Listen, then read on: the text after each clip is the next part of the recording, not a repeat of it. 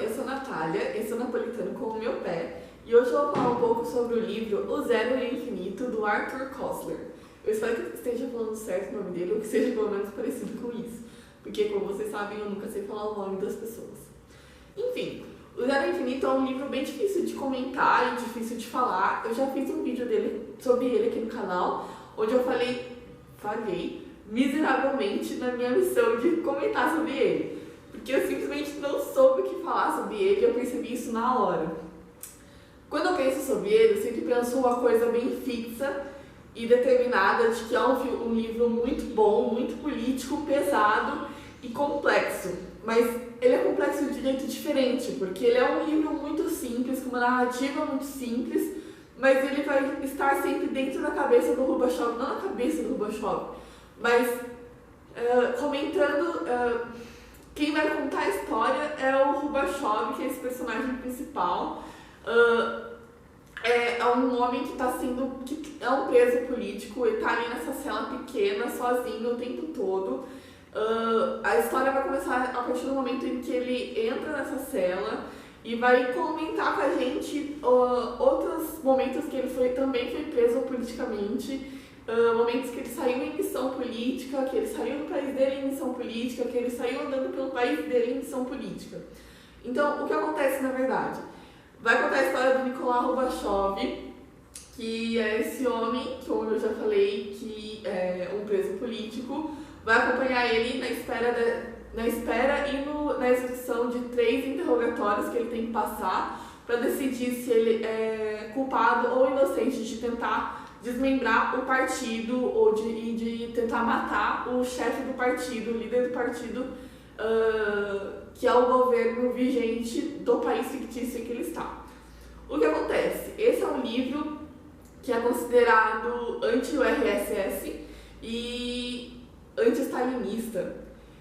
Só que, como eu sou uma pessoa que não sabe falar direito sobre história para outras pessoas, eu não vou me ater a isso, eu não vou comentar sobre isso, porque é muito complexa a própria história que aconteceu, né? A história que acontece é muito complexa, sempre tem 2 lados e a gente nunca sabe direito dos 2 lados. Não tô defendendo ninguém, calma lá, gente. O que eu tô falando é que aqui no Brasil tem 2 histórias, tem uma história que tem 2 lados e aqui já dá muito problema, eu não vou tentar falar um pouco sobre a história de outras pessoas, de outros países, certo? Enfim. Ele vai então ser essa grande metáfora sobre esse momento stalinista aí que aconteceu na história.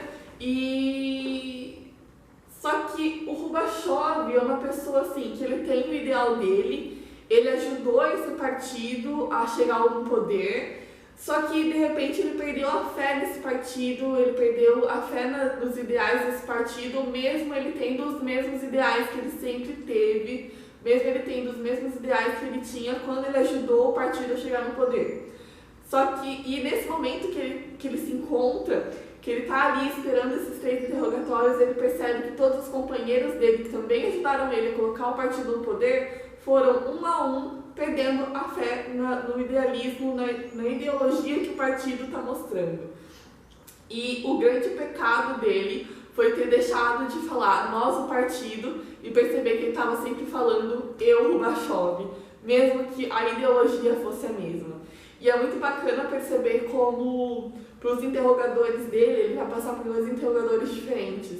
Cada um deles tem um plano diferente para a vida do Rubachov, porque cada um consegue ver o Rubachov de um jeito diferente. Um deles meio que consegue visualizar que o Rubachov tem a mesma ideologia que ele, o interrogador, mas ele percebe que o Rubachov não tem mais fé. Então ele dá uma saída que não seja a morte. Agora o outro interrogador, ele já tem uma visão diferente. Se ele consegue perceber que o Rubachov tem a mesma ideologia que ele está pouco se importando com isso. Ele quer manter o trabalho dele vivo, quer manter ele próprio vivo dentro do partido. Então nós temos muitos problemas aqui dentro do livro, não problemas estruturais do livro, gente, calma, problemas que o livro apresenta pra gente como uma ideologia, por mais que seja a mesma, ela sofre mudanças dentro da cabeça das pessoas. E eu acho muito bacana perceber isso no momento político que nós estamos vivendo aqui no Brasil. E é isso que eu mais adoro de ler essas...